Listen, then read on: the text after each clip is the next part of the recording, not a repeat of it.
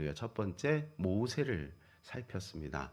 모세는 자기 힘을 내려놓고 하나님의 힘을 의지하였더니 비로소 능력이 나타난 사람이다. 자기 능력은 다 하나님이 소멸시켜 버렸죠. 엘리야는 백성을 사랑하는 능력입니다. 동기가 백성을 사랑하는 것이죠. 백성들을 사랑하는 것, 또 하나님의 나라를 이루고자 한 마음, 거기에서 능력이 나타난 것입니다. 엘리사는 인내의 기도를 통해서 갑절의 능력을 얻게 된 것이죠. 자, 오늘은 삼손에 대해서 한번 살펴보려고 합니다. 자, 오늘은 이 삼손의 능력인데요. 저는 철없을 때는 이 삼손이 참 부러웠어요. 왜냐하면 능력이 있잖아요. 힘이 있잖아요. 힘이 뭐 보통 힘이 아니죠. 그런데 철 들고 나니까 그 능력이 없는 것이 참 다행이다. 이런 생각을 하게 되었습니다. 삼손은 특별히 5가지의 어마어마한 힘을 가지고 있었어요. 5가지 사건을 통해서. 첫 번째는 길을 가다가 사자가 나타났더니 그 사자를 찢어 죽여버렸어요. 뭐 대단하죠, 그죠? 사람이 사자를 그냥 이렇게 죽인 것도 아니고 화살로 죽인 것도 아니고 그냥 맨손으로 찢어서 죽였으니 그 힘이 얼마나 장사입니까? 또 이 아스글론 사람들과 수수께끼를 냈는데 이 사람들이 이제 자기 아내를 이렇게 해가지고 수수께끼를 맞췄어요, 그죠?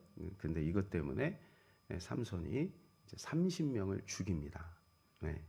그 다음에 여우 300마리를 가지고 자기의 장인이 자기 아내를 블레셋 사람에게 주거든요. 근데 그것에 대해서 불만을 가지고 블레셋 사람들을 밭에 300마리의 여우를 동원해 가지고 그 밭을 태웁니다. 또 날개 턱뼈로 블레셋 사람을 1000명을 죽이죠. 1000명을 죽이죠. 뭐 대단하죠, 그죠? 턱뼈 하나 가지고 1000명을 죽이니까요.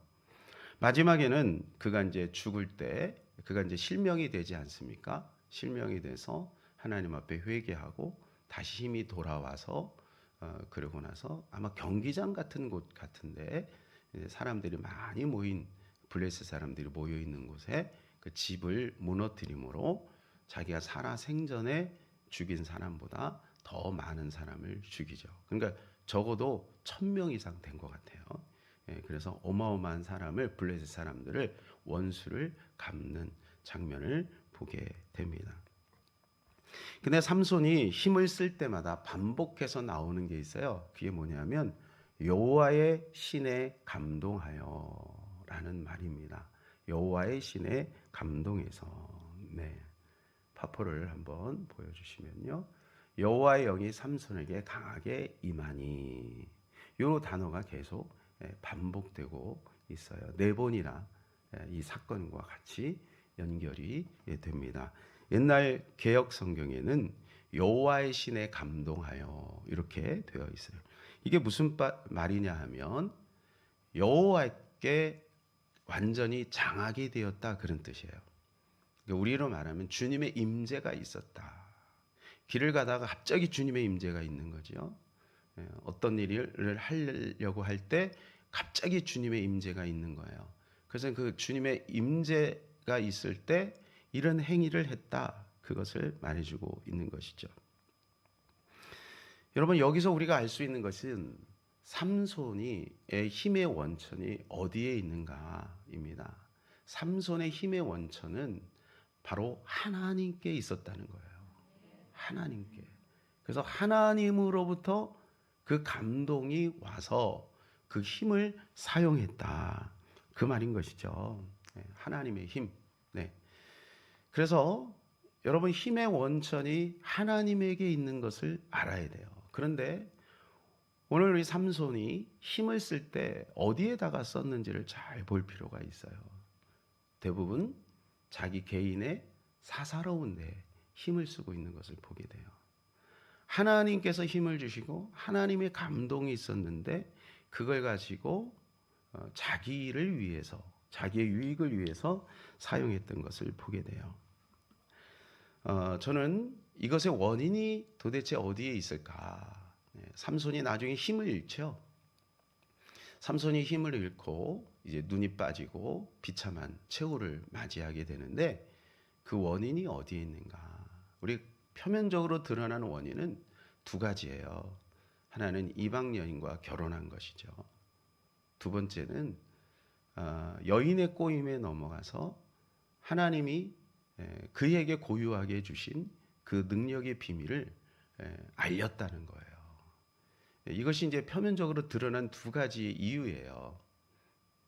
그런데 제가 오늘 본문을 선택한 이유는 좀 더 핵심적인, 좀 더 그 삼손이 힘을 잃게 된 그 원인이 어디에 있는지를 우리가 한번 좀 살펴보기를 원하는 것입니다. 자, 오늘 본문에 보게 되면 이제 삼손이 태어나기 전에 사건이 벌어지고 있는 거죠. 그 가정에 자식이 없었어요. 마노아의 가정에. 그래가지고 하나님이 그에게 나타납니다. 그리고 그 부부에게 이야기를 해요. 내가 너에게 아들을 줄 거다. 그런데 그 아들을 나실린으로 키워라. 이렇게 말을 해요. 먼저 그 부인에게 찾아와서 이야기를 하죠. 네. 그래서 4절, 5절, 그리고 7절, 14절 이렇게 반복해서 이야기를 하는 것을 보게 됩니다. 그러니까 3번에 걸쳐서 이야기를 해요. 자, 심지어는 뭐라고 하냐면 임신한 그 어머니조차도 나실인처럼 살아라 이렇게 이야기를 하죠. 3절, 4절 제가 읽겠습니다. 여호와의 사자가 그 여인에게 나타나서 그에게 이르시되 보라, 내가 본래 임신하지 못하며 출산하지 못하였으나 이제 임신하여 아들을 낳으리니 그러므로 너는 삼가 포도주와 독주를 마시지 말며 어떤 부정한 것도 먹지 말지니라. 그 여인에게 말하는 거예요. 이렇게 나실인의 규범에 대해서 쭉 이야기를 합니다. 이는 특별한 사람이 될 것이다. 이렇게 이야기를 하는데 이 부모가 이 나실인의 서약을 이 삼손이 이행하지 않는 것에 대해서 방관해요. 여기에서 자식을 망치는 거예요. 여기에서 자식이 무너지는 거예요. 여기에서 하나님이 주신 특별한 힘이 오히려 재앙이 돼버리고 만 거예요.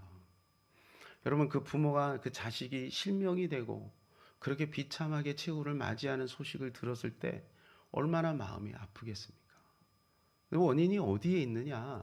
그것은 부모님이 이 나실인의 언약을 자식에게 제대로 전수하지 않았기 때문에 이런 일이 벌어진 겁니다.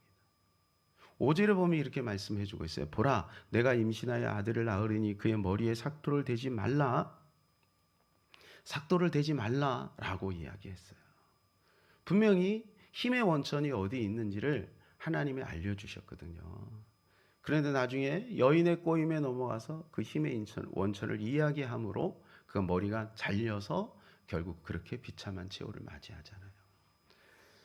그러므로 여러분, 우리 자녀들 우리는 정말 사랑해야 될 줄로 믿습니다. 자, 그 대표적으로 하나님께서 말씀하신 내용 7절인데 우리 7절을 한번 중요하니까 읽어보도록 하겠습니다. 그가 내게 이르기를 보라, 내가 임신하여 아들을 낳으리니 이제 포도주와 독주를 마시지 말며 어떤 부정한 것도 먹지 말라. 이 아이는 태에서부터 그가 죽는 날까지 하나님께 바쳐진 나실이 됨이라 하더이다 하니라. 나실인이라고 하는 것은 굉장히 중요한 서약입니다. 이 삼손은 그것을 어겼고 그 부모는 그것을 가벼이 여긴 거예요. 저는 이 내용을 읽으면서 마치 하와가 생각이 났어요. 하와. 여러분, 그런데 사무엘은 어땠어요? 한나는 어땠어요? 한나는 나실인의 언약을 철저히 지켰죠. 그 젖대자마자 그 어린 아이를 성전에 들여놓고 엘리 제사장에게 맡기고 그는 하나님만 의지했어요. 그랬더니 나중에 사무엘이 어떻게 됩니까? 하나님 앞에 쓰임 받는 사람이 되지 않습니까? 저희 집사람 친구 목사님 딸이에요. 근데 어제 이제 얘기를 들었어요. 하나님이 축복을 해주셔서 이제 물질의 복을 받은 거예요. 재산도 얻게 되고. 그런데 자녀가 셋인데 자녀가 신앙생활을 제대로 하지 않는 거예요. 그러니까 이 언약의 바톤이 지금 깨져버린 거예요. 언약의 전수가 목사님의 딸인데 목사님의 딸이니까 나름대로 신앙생활 잘해서 복음 받았어요. 교회도 잘 섬기고. 그런데 그 자녀가 신앙생활을 안 해요. 여러분, 신앙생활 제대로 안 한다는 것은 가벼운 문제가 아니에요. 물론 이제 우리가 이렇게 생각할 수 있어요. 부모님이 기도한 바가 있으니까 나중에 때가 되면 나이가 들어서 신앙생활 할 수도 있지 않겠나. 근데 여러분, 우리 주변에 영영 하나님을 떠난 사람도 굉장히 많아요. 심지어는 목사님의 자녀가 하나님을 대적하는 일에 앞장선 사람들이 역사에 많아요. 이건 가벼운 문제가 아니에요. 언약의 전수가 깨졌다라고 하는 문제도 있지만 그 자녀들이 개인적으로는 어디 간다는 거냐면 신앙생활 제대로 하지 않으면 지옥에 간다는 얘기예요. 여러분, 천국과 지옥의 문제를 가볍게 생각하면 안 되는 거죠. 그럼 자녀들에게 지옥에 대한 두려움을 잔뜩 심어줘라는 얘기가 아니라 어릴 때부터 하나님의 말씀 안에서 우선순위를 거기다가 잘 두면 자녀들은요, 말씀 안에서 성장하게 되어 있어요.